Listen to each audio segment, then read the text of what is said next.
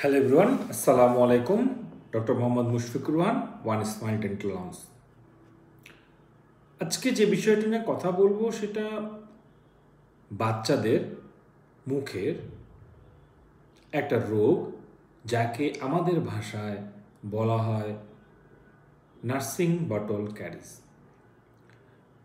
Nursing bottle ক্যারিজটা আমরা বাচ্চাদের ওপরের 4টা দাঁত এবং নিচের কিছু এবং উপরের কিছু দাঁতে একসাথে র্যাপিডলি 8 থেকে 10টা দাঁতের ক্ষয় দেখি এবং ওপরের দাঁতগুলো ভেঙে ভেঙে কালো কালো হয়ে চলে যায়।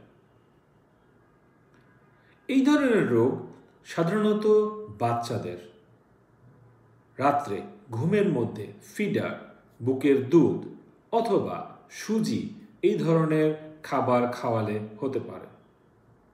এই ধরনের রোগে বাচ্চাদের দাঁত একসাথে অনেকগুলো ভেঙে গিয়ে ব্যথা এবং আলটিমেটলি বাচ্চাদের মানসিক এবং মনস্তাত্ত্বিক একটা প্রবলেম ক্রিয়েট করে। ফোকলা দাঁত বলা সহ আরও অনেক ধরনের বুলিংয়ের মাঝে বাচ্চারা বড় হতে থাকে।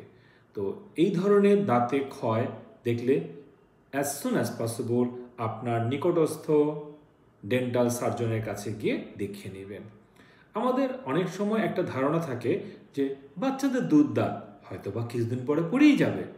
হ্যাঁ, আমি মানছি আপনার কথাটা ঠিক, দুধ দাঁতের পরে পড়ে গিয়ে পার্মানেন্ট দাঁত আসে, কিন্তু সাধারণত বাচ্চাদের নিচের সামনের দুটো 6 থেকে 7, উপরেরটা 7 থেকে 8 সহ 8 থেকে 9 সামনের 4টা এবং এইভাবে পিছনের দাঁতগুলো 10 থেকে 13 বছরের মধ্যে নতুন দাঁতগুলো আসে।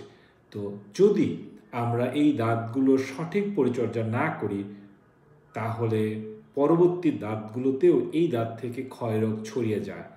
আর আমি যেটা বললাম, বুলিং এবং মানসিক কষ্ট তো অবশ্যই আছে, এবং আপনারা যত দেরিতে নিয়ে আসবেন বাচ্চাদের ট্রিটমেন্টগুলো আমাদের ডেন্টিস্টের জন্য করা ততটাই কঠিন হয়ে যায়। তো আজকে এই পর্যন্তই। আল্লাহ হাফেজ।